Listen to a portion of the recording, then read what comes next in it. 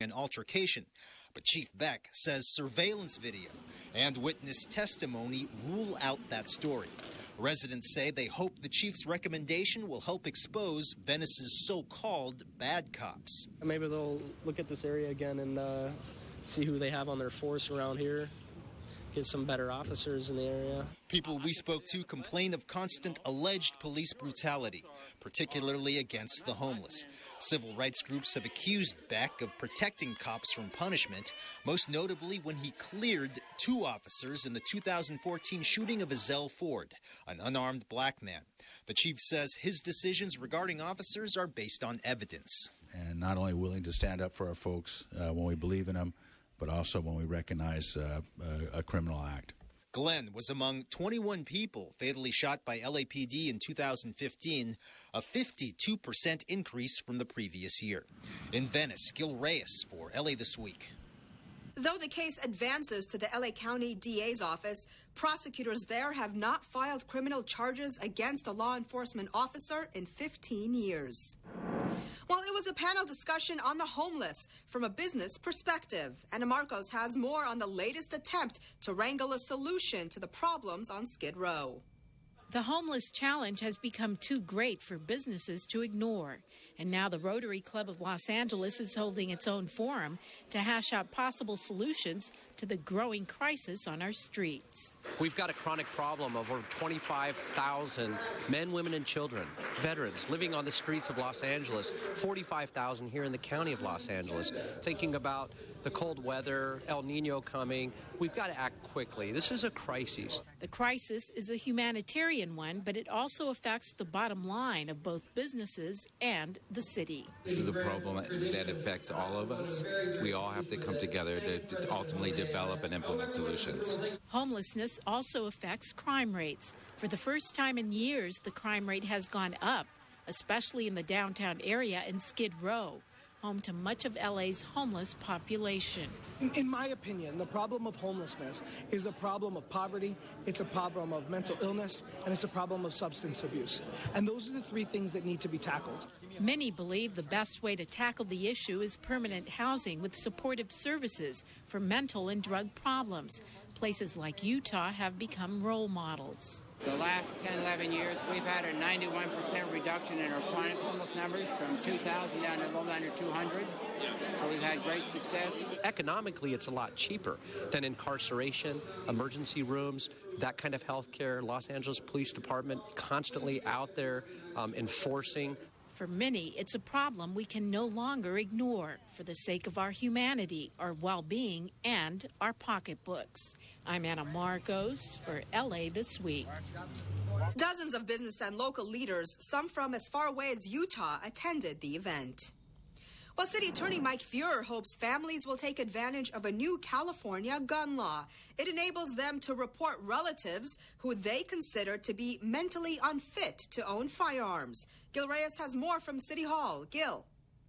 Yes, Yana, this gathering at the LA City Attorney's Office makes clear a new state law that allows the courts and law enforcement, at least temporarily, to seize your firearms if your relatives believe you may be at risk to yourself or others. The bell rings for victims of mass shootings across the country. Columbine, Virginia Tech, Fort Hood, Tucson. Patricia Maitch survived the mass shooting in Tucson, Arizona that claimed the lives of 6 people in 2011. Veronica Weiss wasn't as lucky. She was murdered in the 2014 Isla Vista shooting spree in Santa Barbara County. 5 others also died. All this could have been prevented. Veronica's dad, Bob Weiss, is all for the new California law known as the Gun Violence Restraining Order. It allows cops and courts to seize your firearms if your relatives raise concerns about your mental state. Here in California, family members will be eligible to seek a court order. And let's face it, who knows you better than your family? They see the issues first. The parents of Isla Vista shooter Elliot Rodger had raised concerns about their son's mental health, but didn't have the mechanism at the time to seek a gun restraining order. But now, courts will be able to confiscate guns for 21 days. At that point, gun owners can appeal to have their weapons returned. The person is not going to be harmed. The person is not going to be incarcerated unless they are illegally possessing those weapons in the first place. What is happening is a temporary removal of weapons from them until it can be shown that there is no risk in the future. City Attorney Mike Fewer hopes gun violence restraining orders will also reduce the number of suicides by firearm owners. And the first line of defense, parents and siblings of gun owners who may be able to spot the red flags first. In downtown L.A., Gil Reyes for L.A. This Week. City Attorney Mike Fewer does not foresee objections from the National Rifle Association. While El Nino preparations continue throughout the city, Rasha Goel has more on how city and federal officials are working together to make safety along the LA River a top priority during the rainy season. This serene stream flows freely now, and that's how city leaders hope to keep it even during the expected heavy El Nino rains. The city, along with LA County and Army Corps of Engineers, hope an infusion of $3.6 million in emergency federal funding for flood prevention measures. It's critical that we remain poised and that we remain ready. More storms are coming, and with them, they'll bring mudslides, they'll bring damage. Additionally, we received approximately $500,000 this week in operation and maintenance funding to begin vegetation removal from the highest risk areas within the channel. 4-foot-high barriers will be placed in areas starting at Griffith Park to the Elysian Valley, and 3 acres of invasive plants along the riverbanks will be removed on Riverside Drive Bridge near the zoo. The temporary measures that we're announcing today, which are these barriers along 3 miles of channel, will restore the channel capacity and reduce the risk of flooding. Officials say they are also prepared to help the homeless community during this trying time. We've opened up our shelters since October, and we continue to see the need for many of our residents and homeless individuals that need to know where to go. That because of the preparation and the work that is being done right now, our neighborhoods will be safe. As the city prepares for El Nino, city officials are also urging Angelenos to have a plan in place for potential flooding. I'm Rasha Goel for LA This Week. For any additional information or emergency updates, you can log on to elninola.com. Well, former tenants take Airbnb to court. The online rental platform and building owners are named in a lawsuit claiming wrongful evictions. The plaintiffs claim to be victims of the so-called new sharing economy. Gil Reyes has more from the Fairfax District. I just want justice. I mean, he broke the law. Our landlord broke the law. Ronald Fontenot is one of 5 former tenants fighting to get their old apartments back from what they call a shady landlord. He was allowed to remove us from our apartments, but he lied to us because he didn't take it off the market. Under California's Ellis Act, landlords can evict tenants if they take their properties off the rental market. But plaintiffs say that's not what happened here. Plaintiffs say the landlord turned the apartments into short-term rental units shortly after the evictions in 2014, advertising the units on the Airbnb website, then charging new renters up to 10 times the old rent. Airbnb is also a defendant in the case. Area Councilman Paul Corrett says such practices are growing and need to stop. Yeah, this is a clear violation of everything that makes sense in the city of Los Angeles. We're facing a record level of homelessness, and yet we've taken thousands and thousands of units off the market through Airbnb. Plaintiffs say turning the 4 apartments into a pseudo-hotel with a revolving door of tenants is ruining the neighborhood. And now today, we haven't been here for about a year and a half, and today we've met a lot of our neighbors that we used to know. Everybody's hugging and kissing us and saying it's been hell for them to live next door to it. 28 people living in this unit as a hotel. And you don't know who these people are. There's a school across the street. As of deadline time for this story, no reaction from Airbnb or the building owner. In the Fairfax District, Gil Reyes for LA This Week. Plaintiffs are demanding the right to return. They also want their old rental fees, which average around $1,800 a month per unit. While many of LA's movers and shakers are working to make sure LA's future transit growth is good for Angelenos, Ana Marcos takes us to the LA Thrives Big Table, where some ideas of the future are born.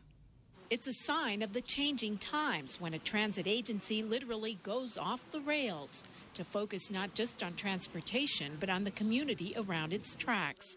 This LA Thrives Big Table Luncheon brings together Metro officials, business leaders, and local groups to talk about sustainability and how transit growth can benefit all Angelenos. Who could not notice the fact that we're spending $40 billion here in LA County to double the size of our transit system and the impact that it will have on our neighborhoods? Metro board leaders themselves have decided they can no longer focus only on trains and buses, that LA's changing environment forces them to get involved in housing, the community, and the environment. There are few other public assets that can be more profoundly impactful and change and enhance a community, like the issue of transportation infrastructure. Metro has already committed to making 35% of the housing on its property affordable housing, and it's making a $10 million investment to expand housing and to keep small businesses in communities. But the goal doesn't stop there. We really want to say we spent $40 billion. We got healthier people because they're walking more. We got cleaner air. We got reduced greenhouse gas emissions. We got less congested freeways, people on the train, on the buses, a healthier community. And it looks like this networking event is already off to a healthy start. I'm Ana Marcos for LA This Week. For more information, visit lathrives.org. Well, for the 5th consecutive year, the city has been seeing record-breaking growth in LA tourism. Rasha Goel has more on the numbers and stats. We see no letting up of bookings even in these last couple of weeks. Los Angeles Mayor Eric Garcetti just talked about record-breaking numbers in LA tourism. Now, according to him, there has been an increase of 1.3 million people visiting Los Angeles over 2014. Last year, welcome to the City of Angels, a new record of 45.5 million visitors. Today, more people choose to work, live, study, and visit Los Angeles than ever in our history. The growth in tourism has had a great impact on the economy and jobs. In direct spend, those 45 million folks spent almost $19 billion in our hotels, our restaurants, taxi cabs, things like that. In Los Angeles, we have nearly 500,000 jobs, 464,000 to be exact, that come from our leisure and hospitality industry, which includes tourism. Part of the growth is contributed to a huge increase in tourism from China to Los Angeles. More than 779,000 Chinese tourists visited Los Angeles last year.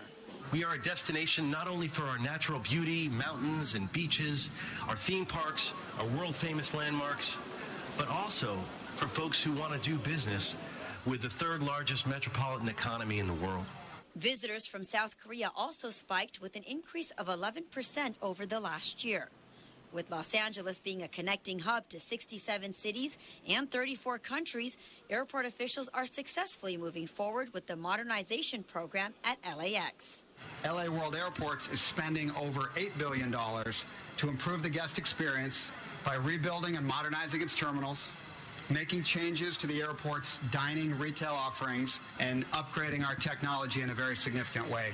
It is our goal and our vision to ensure that the millions of travelers that use LAX have an airport experience that is purely world-class. After all, we can't expect anything less in a world-class city. I'm Rasha Goel for LA This Week. LAX is the 5th busiest airport in the world. While a new homelessness report addresses ways to get people off the streets, LA's lawsuit against SoCal Gas garners more support, and LA's newest pro soccer team unveils its newest logo. All these stories and more in City Beat.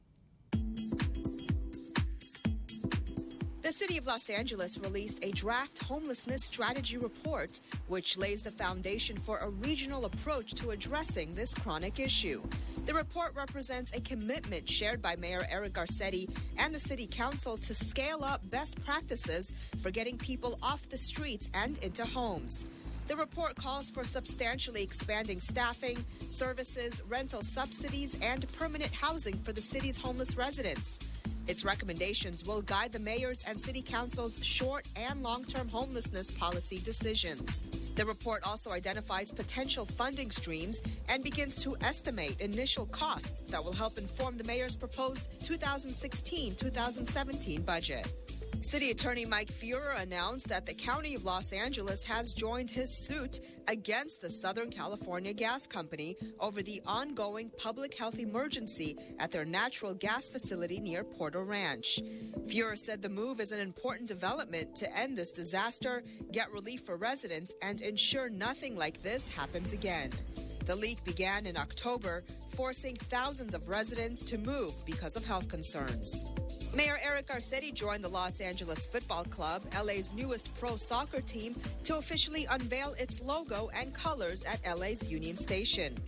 The pitch black and California gold colors are meant to embody the success, urban texture, and glamour of Los Angeles. The LA monogram incorporates a wing intended to pay homage to the City of Angels with its power, mobility, and aspirational nature. The 4 blades represent the 4 club pillars and the city's founding date of September 4th, 1781. The Los Angeles Football Club will be an expansion franchise for Major League Soccer, beginning play in 2018. Before the new year, Councilmember Mitch O'Farrell hosted a city employee appreciation luncheon, serving everyone's favorite, Pink's hot dogs. The event was held at Fire Station 6 on Virgil Avenue. The goal was to bring the city family together and express gratitude for their hard work in the 13th District, from beautification projects to helping provide services for the homeless. It's my way of giving thanks at the end of the year for all of the great work that city employees and nonprofit agencies have done in my district. A new cafe and juice bar at Pacoima City Hall could provide the economic jolt the area needs. As Gil Reyes reports, art, tourism, and fresh produce are all part of the recipe. Cafe O Muerte Coffee Shop and Fruta y Cultura Juice Bar. Both just opened, both expected to give Pacoima a much-needed energy boost. We're doing it with local produce being grown by our neighbors. This ribbon cutting, more than just a celebration of 2 new businesses opening up, but also what Councilman Felipe Fuentes calls social enterprise. A customer who comes and enjoys a simple cup of coffee doesn't realize that the money spent on this is attacking a lot of policy challenges in our community. Problems like unemployment, lack of healthy food options, and the absence of a true arts and cultural hub in Pacoima. But that may be changing. Over a cup of joe, Councilman Fuentes reveals that many of the young people behind the counter are from the Youth Policy Institute, working students earning money for college. Both businesses are also just steps away from a new open-air museum. It's expected to house a revolving door of art themes year-round. The hope is visiting art lovers with money to spend will also love juice and coffee. We had the 2nd annual Day of the Dead Festival in November that got a lot of attention. The juice bar also buys its produce fresh from local growers Eldwin and Noemi Herrera. And now we volunteer and we go help other families put on their own beds and grow their food. Right? I mean, it's mind-blowing, right? I mean, we grew up in the city and men taught us how to grow our own food, and now we're doing it, and now we're going to provide it for our community. It's exciting. And make money. And make money. We're exciting. So come get a taste of the new Van Nuys Boulevard in Pacoima. Celebrate the art, celebrate a great street, and a great cup of coffee. How was the coffee, Cacao latte. Delicious. For LA This Week, I'm Gil Reyes. Cyclists are invited to stop by when Ciclavia rolls through Pacoima in March. Well, families in North Hollywood are celebrating new improvements at a local park, and the kids can't seem to get enough. Tag! These youngsters are playing tag on the new playground just installed at the North Hollywood Recreation Center on Chandler Avenue in the San Fernando Valley, and they're having a blast. I like the things that are called doors. You swing from door to door to door to door until you get to the top.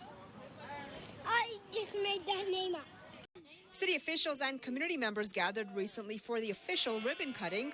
The new playground will serve more than 1,500 local children ages 2 to 12 and countless visitors. I like having fun here.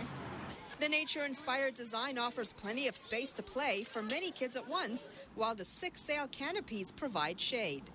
Oh, this is nice. This is very good for the kids. I have 2 girls. They're both, we love going here. There's also new rubberized safety surfacing, which replaces a sand pit area, allowing access to children and parents of all abilities and reducing maintenance costs. And for Councilmember Paul Krikorian, it's these kinds of accomplishments he loves the most. You see these kids who are building memories right now, and they're building physical strength and health, they're building character. Paul Krikorian said that 15,000 people live near the park, and at least 10% are young kids who will now be using this playground. Future plans include additional lighting and summer youth and arts programs. Get your fill of vintage rock with the classic sounds of the band Dawes. Enjoy the LA River as it comes alive at night, and a unique mystery dinner show will keep you guessing all evening long. That's all in this week's Things to Do. Standing still.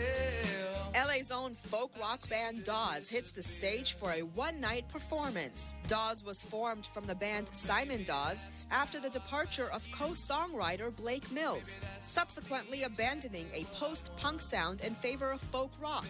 Dawes has been described as having a Laurel Canyon sound derived from artists such as Crosby, Stills and Nash, Joni Mitchell, and Neil Young. The band recorded their debut album North Hills in Laurel Canyon in a live setting to analog tape, resulting in a sound that Rolling Stone magazine called authentically vintage. You can hear that sound live and in person on Saturday, January 23rd at the Theater Ace Hotel, located at 929 South Broadway at 8 p.m. For more, visit dawestheband.com. Enjoy the LA River under the stars with the LA River Night Run, a mini festival-style event that features open fields along the LA River and includes a 5K fun run, games, live music, giveaways, a vegan taco bar, a fire pit with s'mores, and free beer. The LA River Night Run series is meant to highlight the beautiful nature and public project advancements of the river at night within an activity-filled, family-friendly atmosphere. Headlamps and warm clothes are highly suggested.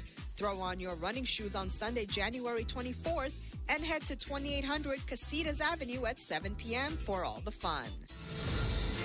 The Dinner Detective is the largest interactive comedic murder mystery dinner show in the U.S. The popular shows are set in the present day. Performers are dressed just like everyone else, leaving all of the guests to suspect who is a part of the show and who's not. In many instances, guests are seated with the performers and don't even realize it until they die. The performers, that is. Each ticket includes a 4-course meal, interactive show, prizes, and more. Find out who done it on Saturday, January 23rd at 6 p.m. at Vitello's Restaurant, located at 4349 Tahunga Avenue in Studio City. For more, visit thedinnerdetective.com. And that's a look at some things to do. Well, that's going to do it for this edition. I'm Yana Kay. And from all of us here at LA This Week, thanks for joining us. A reminder that you can catch us online at lacitywiew.org. You can also follow and like us on Facebook. We'll see you back here next week for more of LA This Week.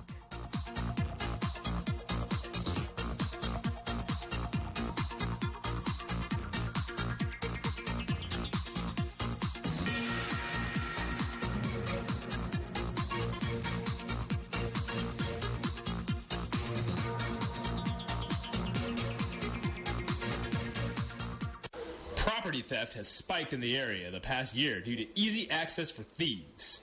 Almost 80% of car theft occurs because of unlocked doors. Locking your doors takes a matter of seconds and can become so routine that you may forget whether you locked your doors or not. But it's worth the effort to double check. The more successful thieves are at taking items out of a car, the more chances they are going to come back to that area. Don't let our town be that area. One simple precaution is to hide or cover any valuable items when leaving your car unattended. Simple actions like these can prevent you from becoming a victim of property theft. The Los Angeles Police Department would like you to remember, lock it or lose it. I got you something very special for our first anniversary. Now close your eyes. Surprise! It's an emergency preparedness kit. Isn't it great? It's got food, water, first aid kit, and this neat emergency tool for shutting off utilities. Honey, we are going to be prepared for any emergency. Honey? Sweetie, I have one more surprise. This really cool cranking flashlight. Get the message, be prepared.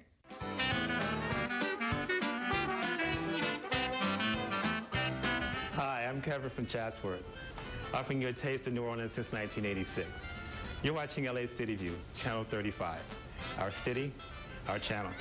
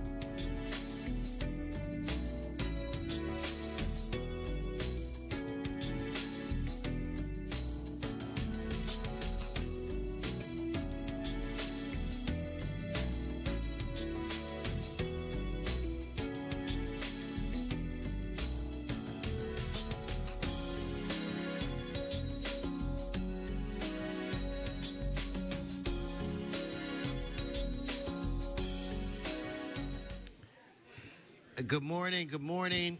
Today is Tuesday, January 19th. I want to welcome you to your Los Angeles City Council. This council meets every Tuesday, Wednesday, Friday at 10 a.m. Public is welcome, and we want to apologize for our tardiness today, and we'll do everything that we can to make sure that you do not have to wait this long again. All right, we do have a quorum. Madam Clerk, call the roll.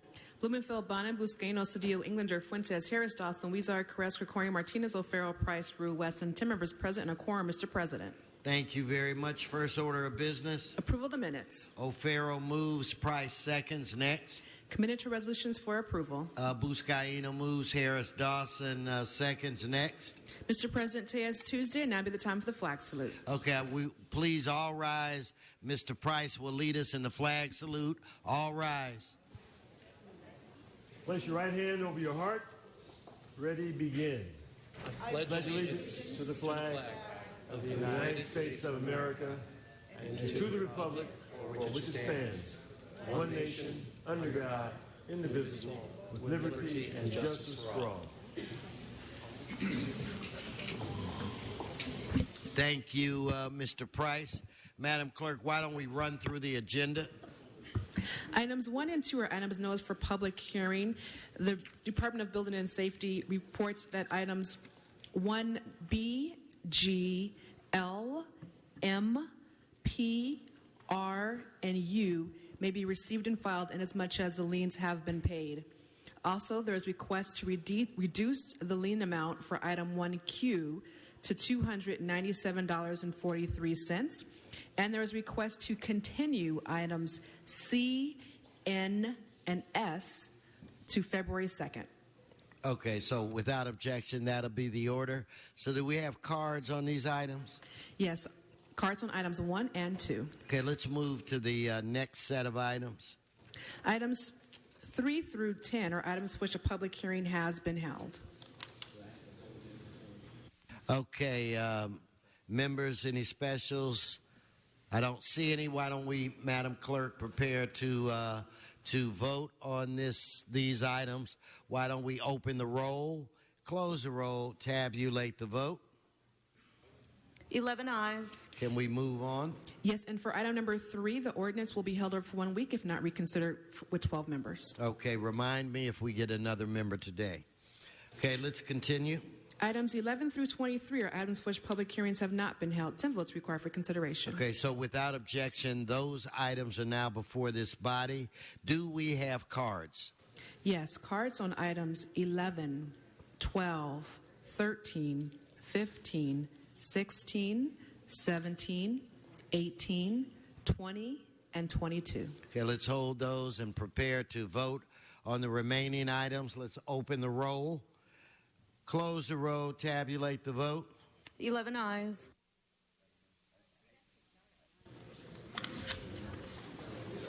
Okay, continue.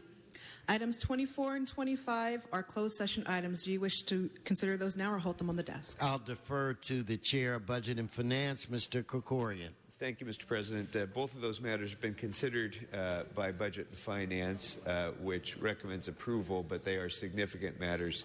Members will likely want to have them discussed in closed session. Okay, so why don't we just hold those and we'll get there. All right. That brings us where? On the supplemental agenda, item 26 is an item for which a public hearing has been held. Okay, let us prepare to vote on this item. Let's open the roll. Close. I'm sorry, Mr. Buscaino? If you could hold 26, please. Hold 26? Yes, thank you. Okay. We'll hold that per Mr. Buscaino's request. That brings us where? Mr. President, that brings council to items called special. Okay.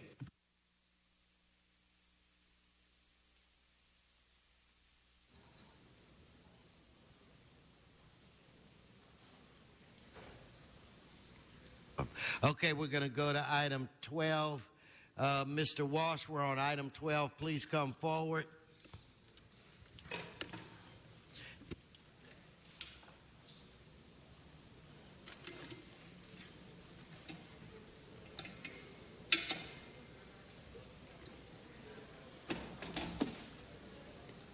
Yes, Mr. Walsh, item 12. John Walsh, blogging at HollywoodHighlands.org or J. Walsh Confidential, tweeting at Hollywood Dems. Here we are, item 12. This concerns taking a grant, securing the cities. I don't know where this money, here's $160,000 for fire department extra salaries, $500,000 for police department, total of almost $700,000 of pork, because the streets of L.A., of Hollywood, are not safe. Not when a Channel 5 news reporter is almost raped on the air. And you can see that on my website. Stay on the subject. The subject is security. It's security. You don't walk the streets of L.A. without cops up your ass. Punk. HollywoodHighlands.org. Okay, let's prepare to vote on this item. Let's open the roll, close the roll, tabulate the vote. 11 ayes. Mr. Previn, item 13. Eric Previn, item 13.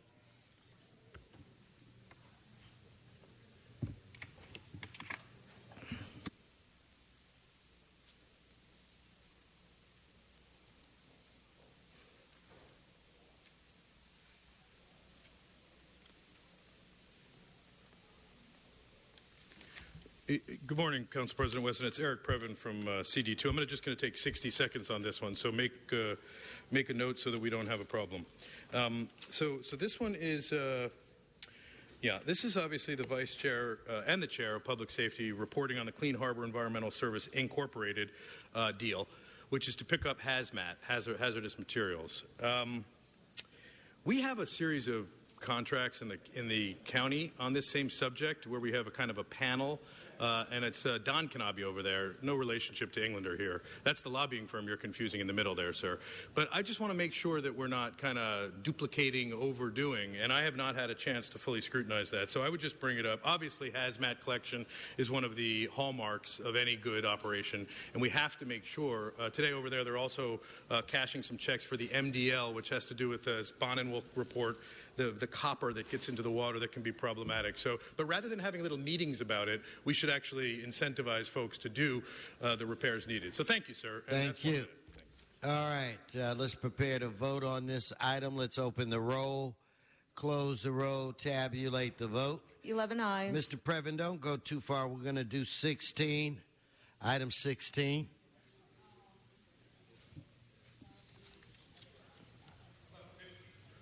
Item 16.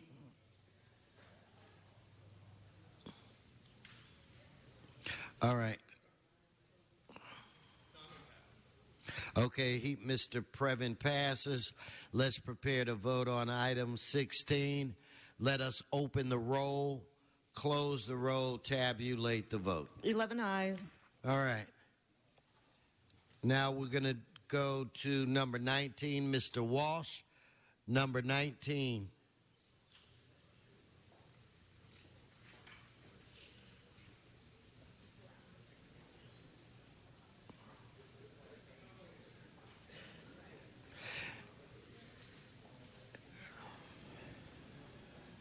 John Walsh at HollywoodHighlands.org or J. Walsh Confidential, tweeting at Hollywood Dems.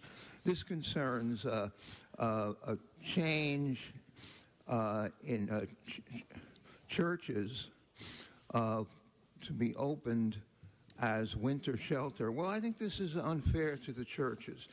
I think the way we should open up, well, we've practically done it now. Let's open up Union Station.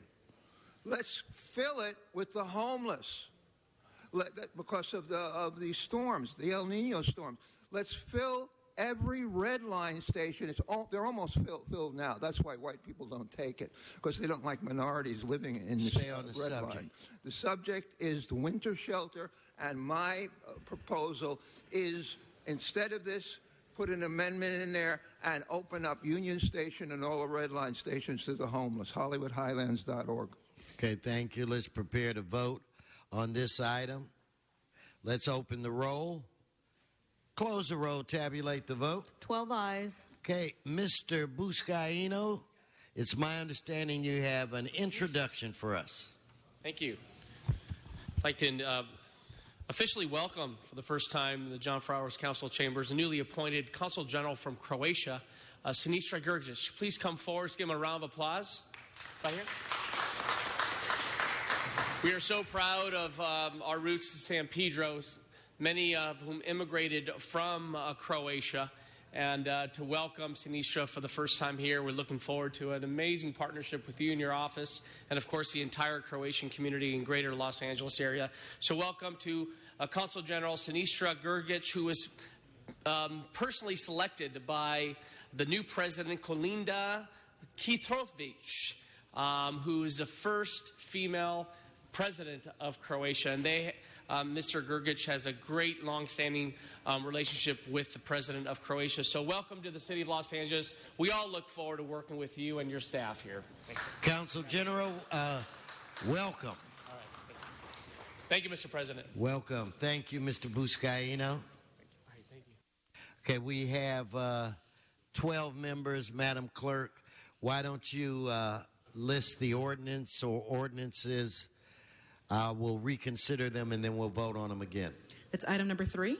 Just item 3? Yes. Okay, let's vote on reconsideration. Members, let's open the roll, close the roll, tabulate the vote. 12 ayes. Okay, now we'll actually vote on this. Let's open the roll, close the roll, tabulate the vote. 12 ayes. Mr. Walsh, item 2. Mr. John Walsh, item 2. Mr. Walsh, you speak so much, you should speak closer, or I'm going to have to start your time. See you later. I'm a victim of a hit-and-run accident. I limp. No, I'm I was sorry. just saying you should sit closer to the mic. And you should have started the meeting on time instead of 20 You're minutes off the late. subject. Come on, stay on the subject. You're the ones interrupting me. No, stay on the subject. I get heckled here all the time. No, you're off the subject. Last warning. Number 2, again, these are excellent issues, and you're collecting the money, and that's what you should be doing. Otherwise, you're shit. Okay, let's prepare to vote. Let's open the roll, close the roll, tabulate the vote. 12 ayes. We'll do item 17. Mr. Sachs, Arnold Sachs, item 17.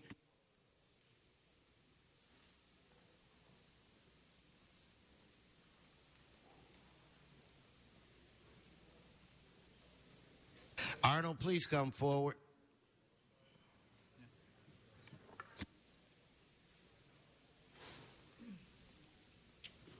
Yes, thank you. Good morning. Arnold Sachs. And this refers to a declaration to vacate relative to Bunker Hill vacation. I'm just wondering, is this involving any kind of a licensed liability corporation somewhere down the highway?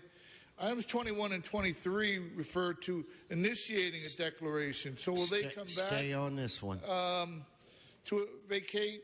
This also refers to the Environmental Equality Act, CEQA.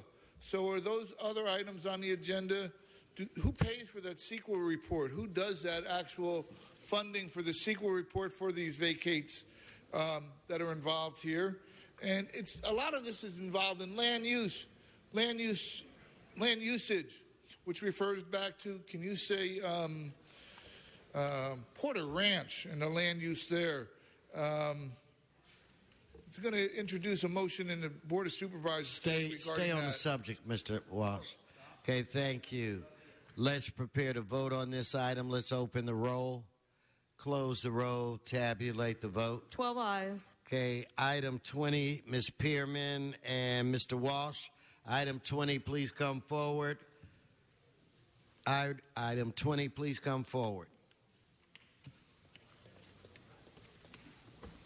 Number 20 shows that we're not safe. Police can't be there to prevent these shootings, and most of us can't afford Secret Service or have personal police, like the City Council gets and our mayor gets protection. from various sources. We have to, but most of us have to protect ourselves. That's why we should have the right to carry. They wouldn't shoot if we could shoot back. Let everyone have classes on how to handle firearms, and then these things won't happen. And also, I want to say lastly that I also believe what John Walsh says, that, that these people will come back to us. Snitches get stitches. That's what it is. And so they're just going to come back. So I don't believe that anybody's going to come in on these award things, issues. Nobody will, because they'd rather have their life. Let's be able to carry. Thank you. Next. John Walsh at HollywoodHighlands.org. This again is a reward offer. This is an attempt at creating a suicide, because anyone who answers this is going to be snitches get stitches. And there's apprehension conviction responsible for the shooting of Thomas Johnson on December 13th, 2015. $50,000. You buy this. Okay, I'm going to add another $1 million to it.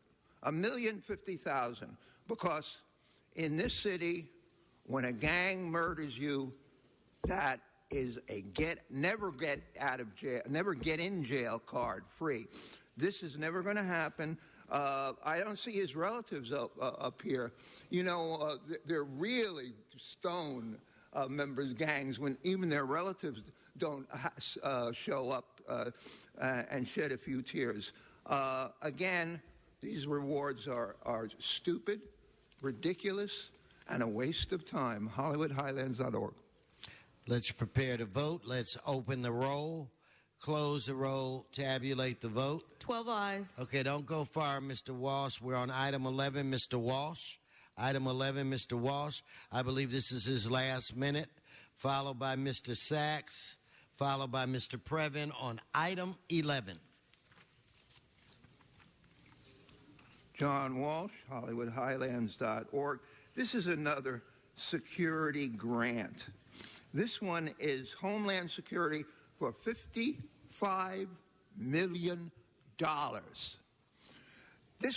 The idea was to make Southern California terrorist-proof so the Olympics would come here. And then we had San Bernardino. This place is an open invitation to the world's terrorist community. We have the supervisors laying out the map, laying out the welcome mat for terrorists. You want terrorists to show up in L.A., and we'll just treat them as poor Syrian refugees as we get shot down and killed, as the 14 people. And one of those 14 people who was murdered was a friend of mine in San Bernardino, a black man. Mr. Sachs, followed by Mr. Previn.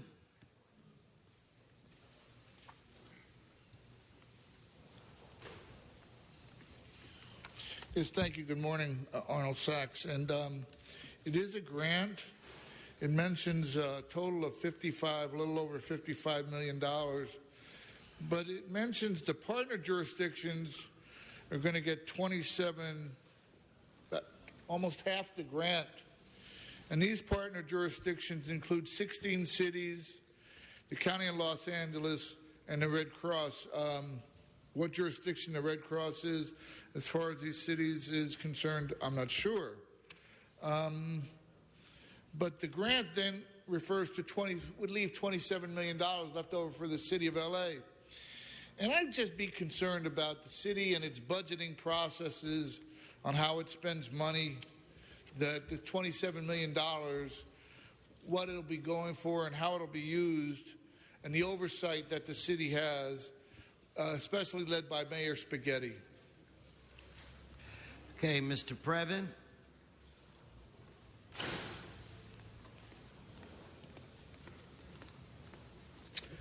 Yes, it is Eric Previn from CD2, and I will take 1 minute on this one, sir. Item 11, as the gentleman capably introduced, is a grant, and there's some money. The one that caught my attention was item 7, embedded, which is a friendly little reminder to put $373,000 into the general fund, sir.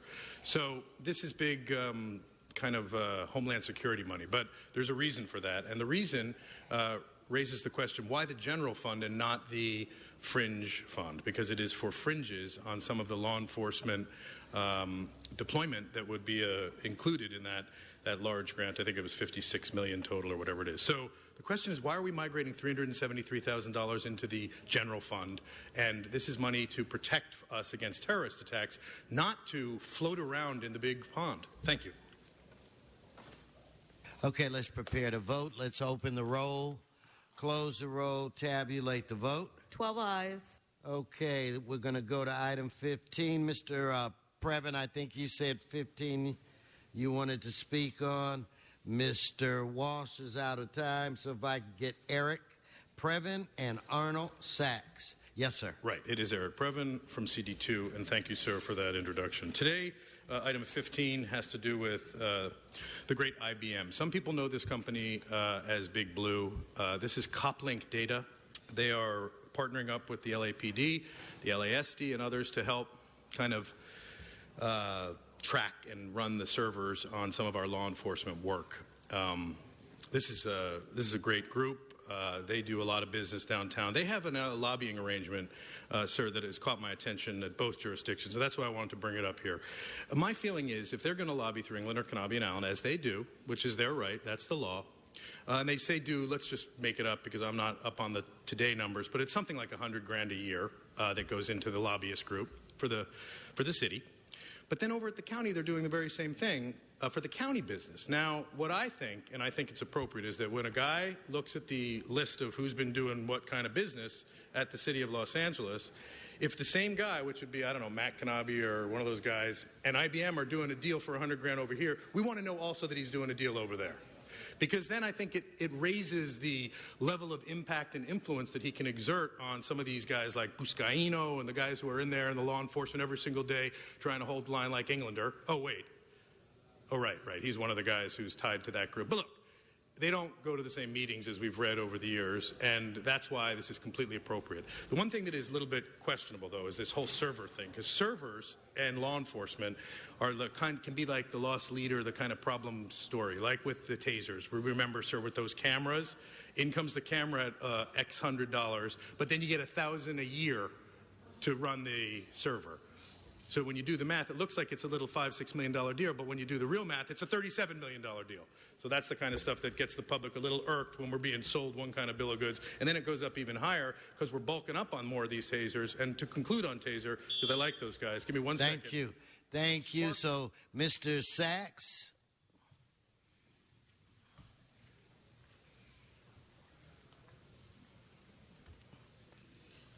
Yes, thank you. Good morning again, Arnold Sachs. And it'd really be interesting to find out something. These two agencies that are listed here, the LAPD and the LASD, the Sheriff's Department, total about 28,000 employees. You had just had an item about a joint task force for security measures for the Long Beach Harbor and LA Harbor, whatever it was. Don't you think it's about time the city and the county both decided to have a joint task force on 28,000 force manpower that would regionalize all the information that is done and saves people the money? It mentions in here, and I love this legalese, migrate the LAPD data from the existing CopLink node to the regional terrorism information. Migrate by a hibernating city council. There's an oxymoron. Thank you. Let's prepare to vote. Let's open the roll, close the roll, tabulate the vote. 12 ayes. Okay, let's go 18. Mr. Sachs, don't go anywhere. Mr. Previn, I think you have 1 minute. So this is Arnold Sachs and Mr. Previn on item 18. Yes, thank you again, Arnold Sachs. And, you know, it's just around the corner. Budget time is coming up. You'll be able to gear up for that. So this is another one of those favored budget items. Street furniture revenue. that is not included in the city's budget annually. You never find out from any of the council districts or any of the chair of the budget just how much money is generated by street revenue furniture, what exactly street revenue furniture is. The only way you hear about it is on these items on the agenda. And you have all these different envelopes that are passed back and forth and how it's spent. Mr. Weezer spent some of his funds for his office on his staff. You don't hear about that in the council minutes. Why not? If you're so open and transparent and you're doing your budgeting, don't you think the people in the city should have an idea of what's coming in these different envelopes? It's just absolutely amazing that it keeps going on.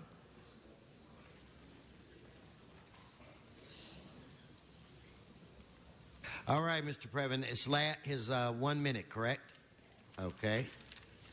Right. Thank you, sir. It's Eric Previn from CD2, and this obviously is a CD2 item. This is 18, correct? Yeah. So this is good. Good stuff. We got Krikorian O'Farrell moving to transfer some money to do potholes, large asphalt repair, and tree trimming. How do you say no to that, sir? It's only $150 grand, and we were happy to have the money. The question is, though, where are we going to apply it? In CD2. Now that, of course, is none of your business because you're busy in your own district, but in our district we do care, and we don't get a real good look at those decision making because Mr. Krikorian favors a different approach, which is kind of mind your own business, talk to Courtney Hamilton. And Courtney Hamilton runs a different kind of operation, which is talk to the City Hall, and here's the number of BOE. Good luck. So I've been down that road, and obviously nothing would prevent me from following instructions. But I am looking closely, sir, at how the CD2 funds, especially the Prop K money, is being deployed, and especially the Real Property Trust Fund money is being deployed, because I care that we have the stuff that the people want. Thank you, sir. Thank you. Let's prepare to vote. Let's open the roll, close the roll, tabulate the vote. 12 ayes. Okay, I have a card from Mr. Herman on 18.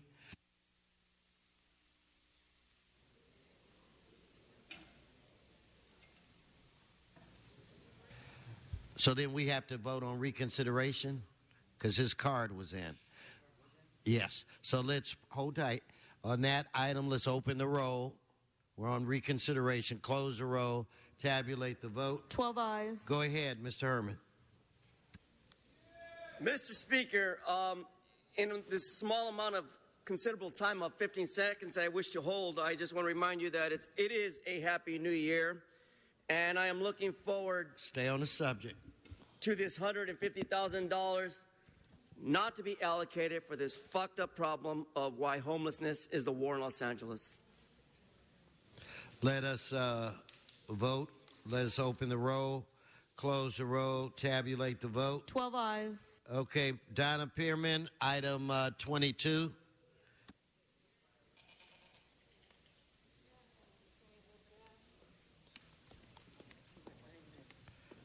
Anyway, it's good. The claimant was giving $25,000 to provide information. It's unlike the one for the city council, and they robbed with $55 million. And so I'm tired of the city council robbing us. I'm glad that this person got paid to stop their robberies. Now I only hope that we can stop our robberies from the taxpayers. Thank you. All right, let's prepare to vote. Let's open the roll. I didn't get your card in time. Let's open the roll,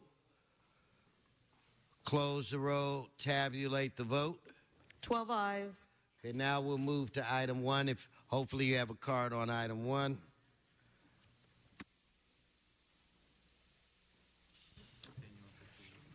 Anthony Sanders, Wayne Lee. Is that an Edwin Yee? Yes, sir. Thank you. My name is Anthony Sanders, sir, and I received a order of compliance, notice of fee, dated June of 2011 for a property at 29th Street. I received a letter in December of 2015 about this particular thing that was related to the 2011. The issue is excessive storage, storage and parking. That is not the case at this address, and they're trying to find me a particular amount of money for this address, which is not. You know what, Mr. Sanders? Charles, where's Charles? It's right there. Charles, wave. Well, anyway, you see him. I don't see him. What I think I want to do with you, Mr. Sanders, I will continue your item for 2 weeks for right now. In fact, we'll do it for 3 weeks to February 9th. See the gentleman in the vest? Begin chatting with Charles. No, Charles, I don't need you up here. I want you to have a conversation. I want you to have a conversation with Mr. Sanders to see if we can deal with his concerns. So, Mr. Sanders, your item will be back before this body on February 9th. February 9th. So there will be no action today. We'll give you enough time to talk that out. I apologize for being so nervous. No, you did well.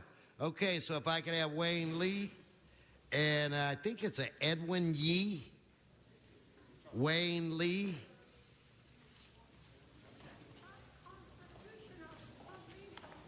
Edwin or a Yee. And I think I have a Divya Sukla, maybe. Mr. President, while they're coming, there's request to continue item 1O to February 2nd. Okay, without objection, that'll be the order. So if I could have Miss Pearman, please come forward. And again, do we have a Mr. Yee, a Wayne Lee? Wayne Lee? Then you should come to the center. Can I speak then? Somebody, okay. Sergeants, help Mr. Lee. Yes, Donna. Okay. It's good to see some of these liens have been paid and posted. And there was a lien that was reduced. That's good. But I still see people who are unfairly charged or have not been notified correctly in a timely fashion, or liens that are too high. So hopefully we can get to this point where these people will be able to pay for these liens or have them forgiven, and so that there won't be such a hardship on the people who don't have that much money and people who live from paycheck to paycheck, and people also who have been charged for somebody else that actually lives on the property. So we need to work this out. We did a good start, that those liens that were paid. So now let's go for the rest of them and let's them all get paid in a fair fashion. Thank you. Okay, please come forward, sir. Yeah, my name's Edwin Yee. So I got a tenants move out in August. Get out of the way so this man can speak, Mr. Spindler. Go right ahead, sir. Oh, yeah. Yeah, my tenant is move out in August.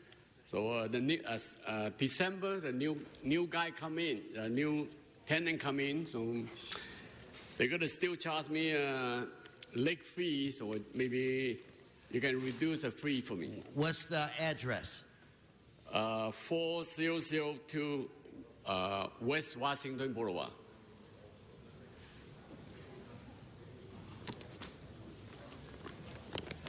Okay, I'm going to have continue yours for 2 weeks, and I'll look into yours myself.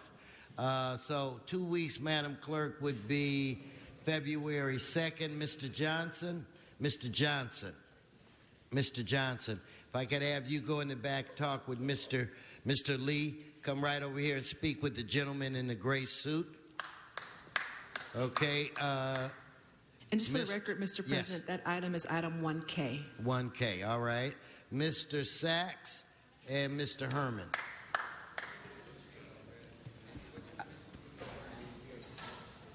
Mr. Sachs, you have 1 minute, I'm informed. So Mr. Herman and Mr. Sachs, please come forward. Mr. Herman, you're there. Come on forward.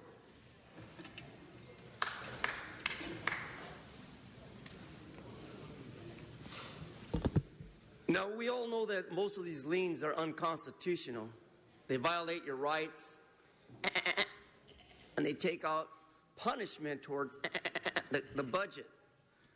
I am opposing all liens as of today.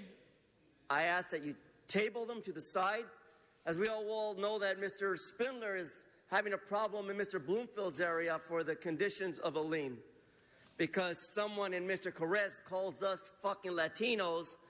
And no, you stay on the subject. Stay on the subject. It has to do with building and safety. I went there to protest on behalf of this constituent because he has a lien on his property due to overvegetation. And yet some baboon from building and safety goes there and says, oh, no, you're in violation. So I don't think I am politically incorrect regarding the process of the illegal process of liens.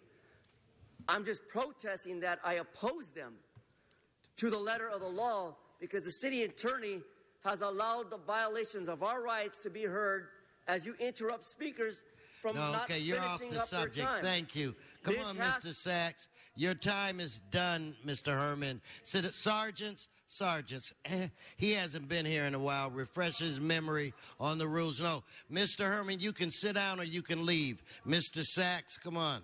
You're disrupting the meeting. Continue, and I'll ask you to leave. Mr. Sachs, the floor is yours. And they told me, did you guys tell me Mr. Sachs has 1 moment? 1 minute? 1 minute, 1 moment. About the same.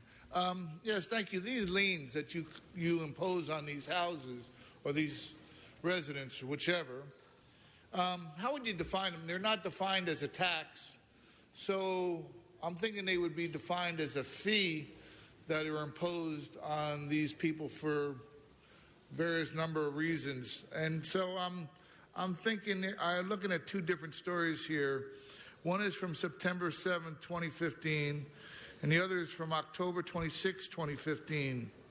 The one in October says, the mayor may use fees for housing goals, linkage fees that they're going to collect, which is really weird because the one in September, it was November 8th. November said that the LA is losing out on fees, linkage fees. So when you start assessing these fees, how the hell do you account for what's going on? That's the question. Thank you. Okay, let's prepare to vote. Let us open the roll, close the roll, tabulate the vote. 12 ayes. Okay, Mr. Buscaino, item 26. You want to deal with that now? Yes, sir. Thank you. Calling this item for you, I first want to recognize my partners in putting together this ordinance, Ms. Martinez, Mr. Weezar, that finally puts an end to the issuance of the business tax license to illegal pot shops in the city of LA. And with this council action today, we're creating more transparency in the marketplace by inhibiting fraudulent activity by having these illegal dispensaries in the city of LA. As we know, the people of the city voted in support of Measure D, which banned medical marijuana dispensaries while exempting roughly 100 or so already that were in existence by September of 2007. And the LA Municipal Code to limit taxation of medical marijuana collectives to those that attest to compliance with Prop D. Also adding a subsection to require medical marijuana collectives to attest to compliance with Prop D, and adding a subsection to make posting an invalid business tax license a misdemeanor, and to similarly prohibit any medical marijuana collective from displaying a tax license of a different classification. This effort was, we continue to scratch our heads as we saw after Prop D an increase in pot shops that appeared throughout the city of Los Angeles. For me in my district, on Gaffey, on Avalon Boulevard in Wilmington and San Pedro, we work collectively with the city attorney's office, the LAPD, and they were screaming from the mountaintop saying, how can we continue to have our finance department issue these tax licenses to these illegal businesses? And happy to finally land this plane here in the city of Los Angeles with your support on moving forward on this ordinance so that we stop the issuance of tax licenses to these illegal pot shops in the city of LA. So great work to all. Thank you. Mr. Harris Dawson. Thank you so much, Mr. President. I just want to rise and give a big shout out and thanks to Councilmember Martinez and Weezar for drilling down on this issue and all the committees that worked on it. This was one of the main issues that came up in almost every neighborhood when we were doing House meetings around the district. On all our main thoroughfares, there's a mix of legal, illegal, and just sort of hijacked storefronts that are being used for medical marijuana sales. And this will give some clarity and some tools to law enforcement as well as residents with regard to managing these businesses. Okay, let's prepare to vote. Let's open the roll, close the roll, tabulate the vote. 12 ayes.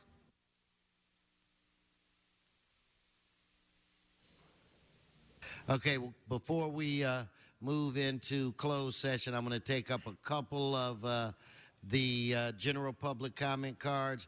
Mr. Baldwin, Omar Baldwin, Donna Pearman, and Arnold Sachs and Jose Martinez.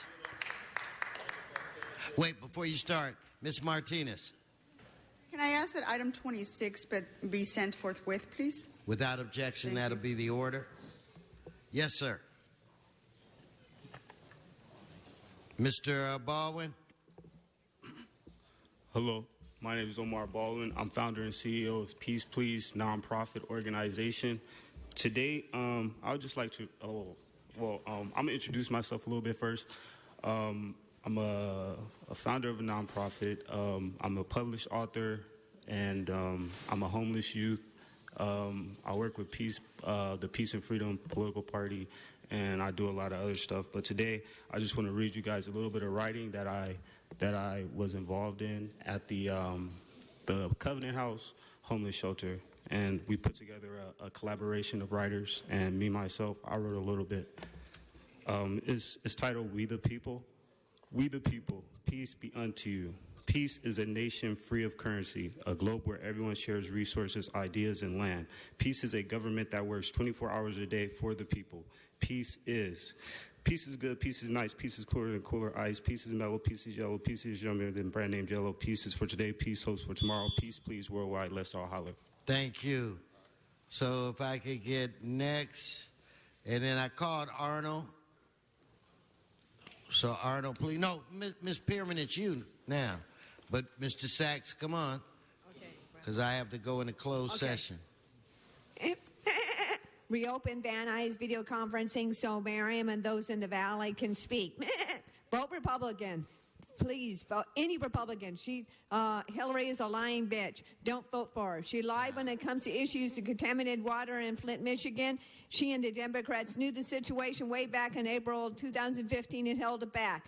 Hillary lied to families of the hero men in Benghazi. Hillary says the families don't remember correctly. She is dishonoring them. They remember correctly. She deleted important emails about that. I do care about her damn emails. I don't think it's right that the taxpayers pay for Secret Service for past presidents. Let them pay for it. Taxpayers shouldn't pay to have the housing built for Clinton's Secret Service. Hillary, John Kerry, Obama should be tried for war crimes for creating and letting ISIS-Daesh flourish after Obama pulled up troops out of Iraq for bringing unvetted Syrians, refugees filled with young Muslim males who are infiltrated with ISIS-Daesh. It's radical Muslims who are beheading Thank you. Mr. Sachs, followed by Mr. Martinez. Is Eric Previn around? Go right ahead, Mr. Sachs. Yes, thank you. Good morning again, Arnold Sachs, and thank you for your largeness of this 1 minute. Porter Ranch is definitely in the news. But what's not been questioned or talked about this Porter Ranch thing are the other facilities. I mean, when it first happened, when this event first occurred, it was written in the newspaper that there's a storage facility in Playa del Rey. Isn't Playa del Rey being considered by the city for all this Silicon Valley transfer stuff with all these high-tech communities? You think they're going to want to move to Playa del Rey knowing there's a gas storage facility there?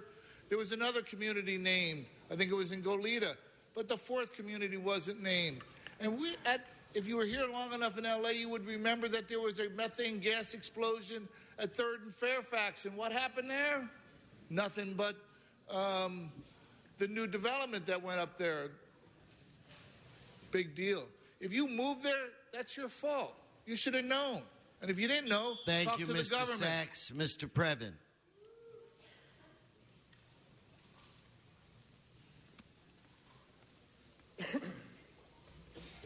Yes, it's Eric Previn in the public comment, and I like Arnold Sachs's new frames. He's wearing new glasses. This is a guy who I've known from the county for a number of years. Mr. Wesson, you are a great leader, we've established, and we need you to take the leadership role here and make it so that when Mr. Sachs appears in front of the public here in Los Angeles and across the country, those who watch Channel 35, which has been pressed into service by tech guru of the council, hashtag Blumenfield's nose. We want to be visible to ordinary residents nationwide. Just because we got the Olympics coming, because we got LAPD doing a great job, we got a lot of stuff happening that we all want to be up on. And sir, you're the one who has the magic touch. We've seen it before. You are the one who can graciously do the right thing, and that's what I'm asking you to do. So that's the nice request, to equalize the way the public views other members of the public. Thank you, sir. Thank you, Mr. Previn. Okay, Mr. Barajas left. Okay, let's prepare to go into closed session. You're disrupting the meeting. We're going to prepare to go into closed session. Sergeants, if you would clear the council chambers. When we finish, we'll finish our general public comment. So, sergeants, clear the chambers.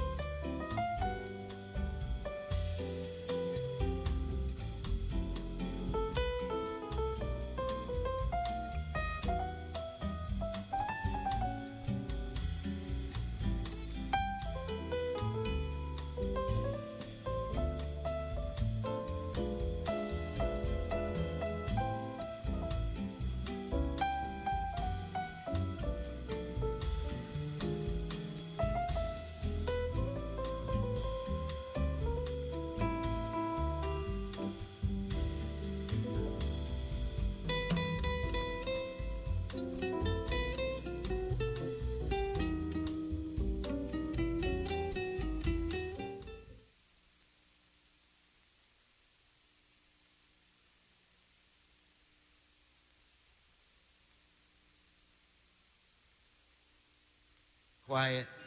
Please come in and take your seat. Yeah, I think that's...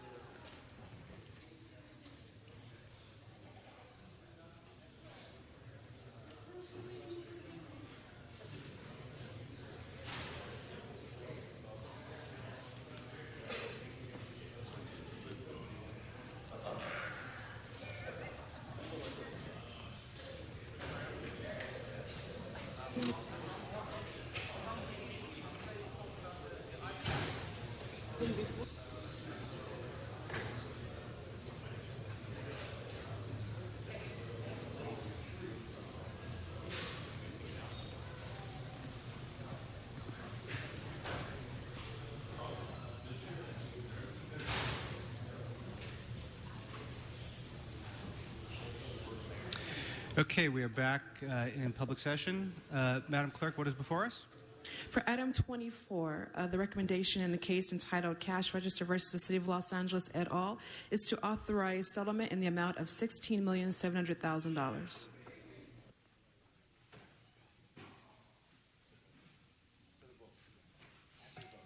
Okay, so let's open the rolls. Close the rolls. Tally the vote. 13 ayes. And for the record, in closed session, the vote was 12-0 with council members Cedillo, Englander, and Rue absent. Thank you, Madam Clerk. Thank you, Mr. City Attorney. Madam Clerk, that brings us to general public comment. First, Mr. President, for item 25, in the case entitled Bruce Lisker versus the City of Los Angeles, the recommendation is to approve settlement in the amount of $7,600,000. Open the rolls. Close the rolls. Tabulate the votes. 13 ayes. Thank you. Now, general public comment, or does the City Attorney have another announcement? All right. So we will go to general public comment. The first card is Odie Davies, followed by John Walsh and Mr. Herman.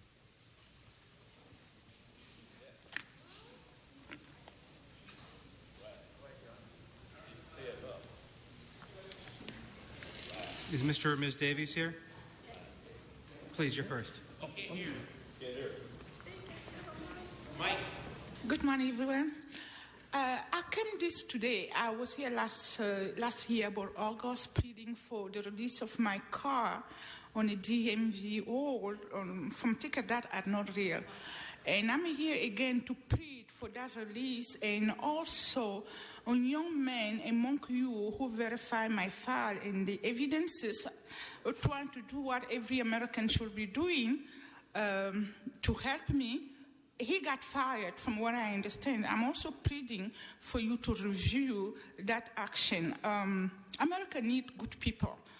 I know there are some God who are out here to prove that God is a liar and America is a default country. But I'm here to tell you, I've been very blessed in this country, no matter what I have gone through, thanks to people like him. And it's really hurting me to believe that that young man was fired for helping me. Yesterday was... Thank you very much. Mr. Walsh, followed by Mr. Herman, followed by Mr. Barajas. John Walsh at HollywoodHighlands.org. Where was the mayor on Saturday? He wasn't in town. He's trying to keep it quiet. The mayor was up in Napa at a 3-star Michelin hotel officiating over a gay marriage. He's refusing to say how he got there, how much he was paid for his officiating at the marriage. And the rumor is that the mayor came out as gay at the marriage ceremony. But, you know, he flirts with David Sennheiser, so you're not going to read the story. The only way you're going to find out how the mayor went up to Northern California and officiated at a gay marriage, and it's not, if he's not ashamed of it, why doesn't he say it? And who is the best man there? Mr. Bonin, HollywoodHighlands.org. Mr. Herman, followed by Mr. Barajas, followed by Jacqueline Richardson.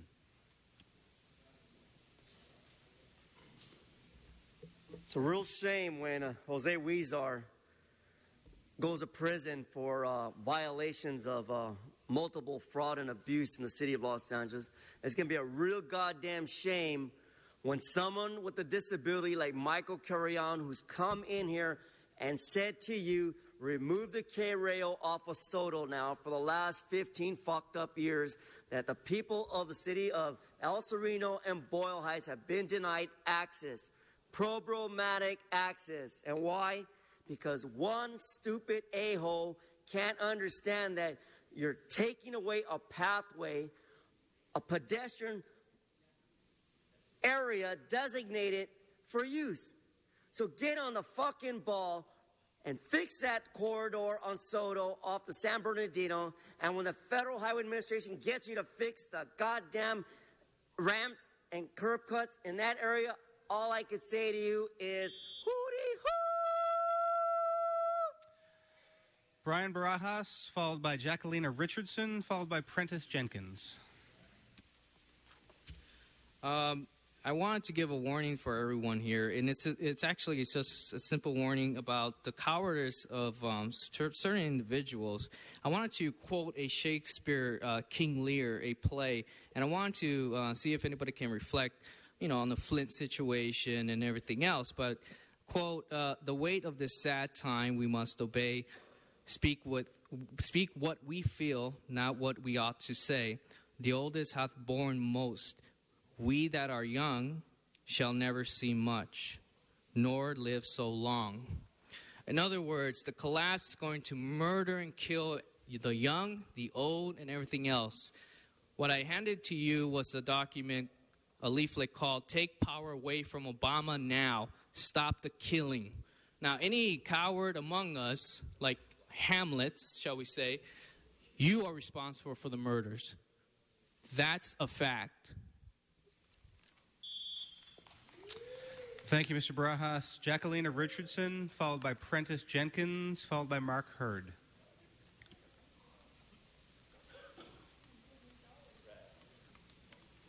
I haven't seen the Triforia down on the corner in operation in the last 10 years, maybe once, well, maybe a few times.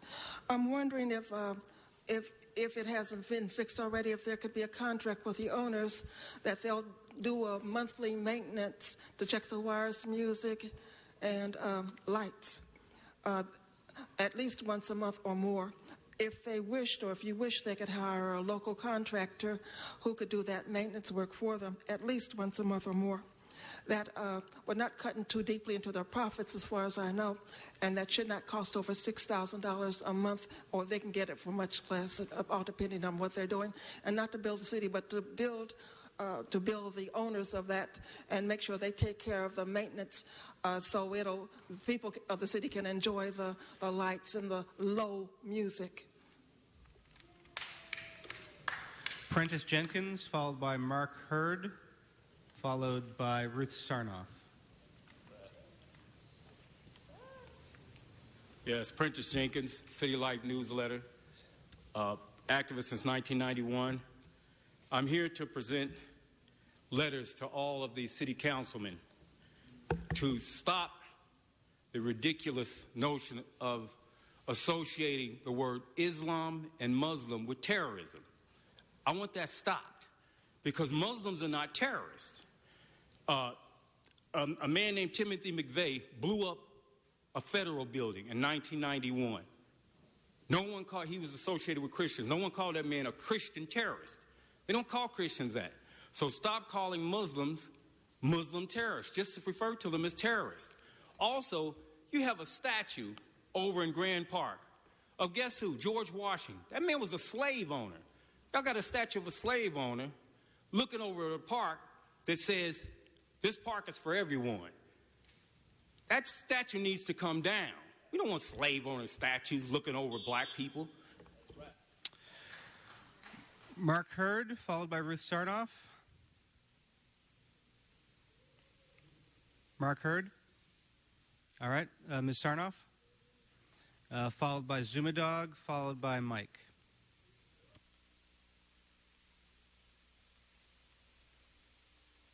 Can you just give me a minute, okay? I'm very disoriented from the noise. Okay. the Los Angeles Times, December 31st, 2015, ran a very good expose of how big oil braced for warming while it fought regulations.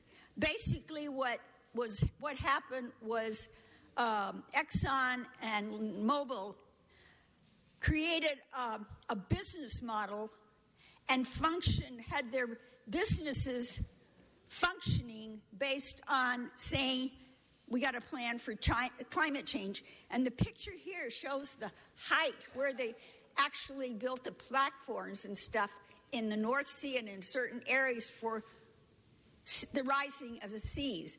It's a very important article. Once again, it's big oil braced for warming while it fought regulations. That was December 31, 2015, LA Times. Thank you very much. Zumadog, followed by Mike, followed by Mr. Spindler.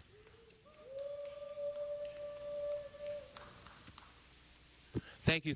And sadly, the hooty-hoo is at half-mast today, as we must give rest in peace to the great icon spirit of Los Angeles, Lou Marino, who had a show for years and years on TV, and also a dedicated employee here to the city who I love so much.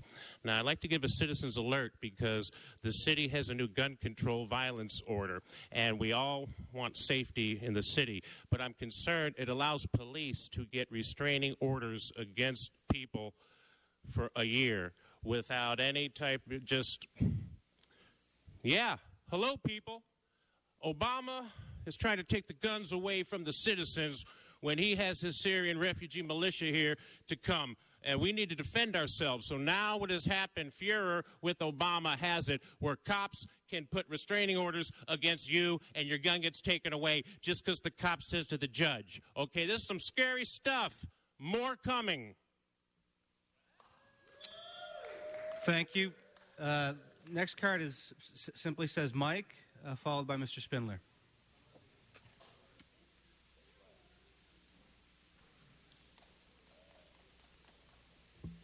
We need jobs here today. I worked at Dodger Stadium for 23 years. Before I got fired, I got hit by a baseball and was knocked out and went and got a workers' comp, and then they fired me. So I don't know what to say. Then I'm selling on the street here. I get arrested for selling on the street twice, taken to jail for trying to make a living. I talked to Mr. Price before. He said he was going to bring street vending, but nothing has happened. So what you want us to do? We can't get no jobs. We can't sell on the street. You want us to riot, or what's going to happen? I don't know what to say. I'm trying to do what's right, but there's no way we can do right. We can't do nothing legally. Seem like we have to go and rob and steal to survive. We need jobs here, or either let the black people separate and we just become a sovereignty nation and do for ourselves. Show us some type of respect. We did 248 years of free labor, of slavery, and we ain't even got reparations for that. So why don't y'all just let us go, and separate and do for ourselves? Thank you, Mr. Spindler.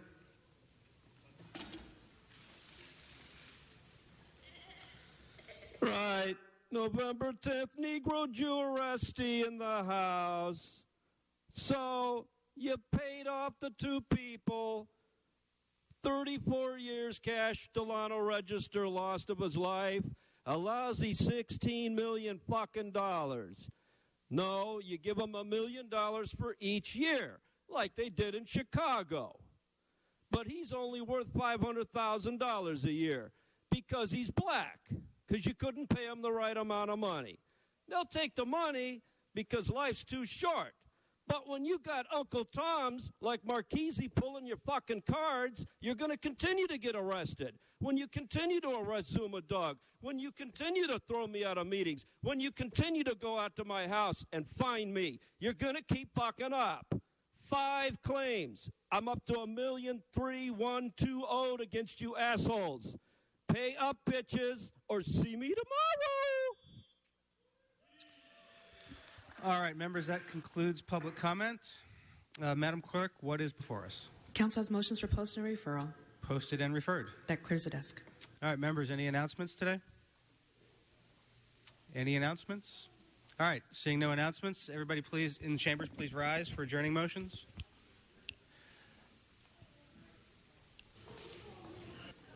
On my left, Mr. Bruscaino. Thank you. Thank you, Mr. President. I asked colleagues that we adjourn in memory of Antonino Russo, who passed last Tuesday, born May 6, 1942, in Trapeto, Sicily. His life was filled with adventure, joy, and family, who immigrated to America in 1955. After coming here in San Pedro, spent the rest of his life. Graduated from Mary Star of the Sea School and married the love of his life, Catherine. His hobbies included traveling, gardening, cooking, not to mention owning a number of restaurants in Southern California. He is survived by Catherine, his two children, Gemma, Vito, Annette, his grandchildren, sisters, sister-in-laws, aunts, brother-in-laws, nieces, and nephews. Mass was offered last Saturday at 10:30 and was buried at Green Hills, May. Antonino Russo, rest in peace. Amazing, loving family. Our condolences to the entire Russo family. Thank you. Thank you, Mr. Bruscaino. Anybody else on my left? Mr. Koretz. Thank you, Mr. President. I wanted to acknowledge the fact that we lost some additional rock and roll heroes within the last few days, most notably Glenn Frey, a singer, songwriter, guitarist, and founding member of the Eagles, who helped create a quintessential Los Angeles sound. He wrote and sang on an incredible array of hits and wonderful songs for the Eagles, including Heartache Tonight, Lying Eyes, Tequila Sunrise, and Take It Easy. And with fellow Eagles co-founder Don Henley, he wrote Hotel California and Desperado. He was born in Detroit. He played in early bands modeled after the group The Byrds.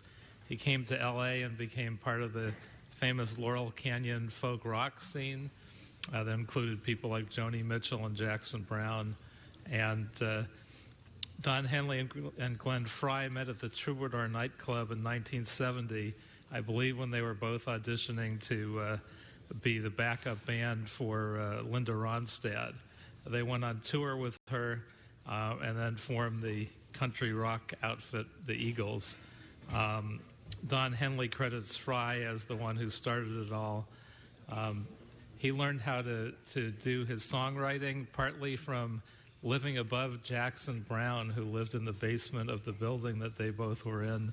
And he could hear exactly how he did his songwriting, and that contributed a lot to his own style.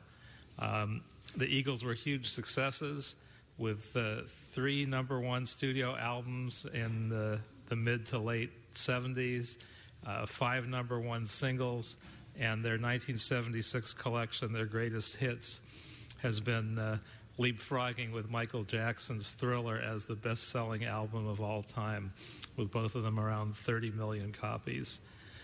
They broke up in 1980. They got back together in the 1990s.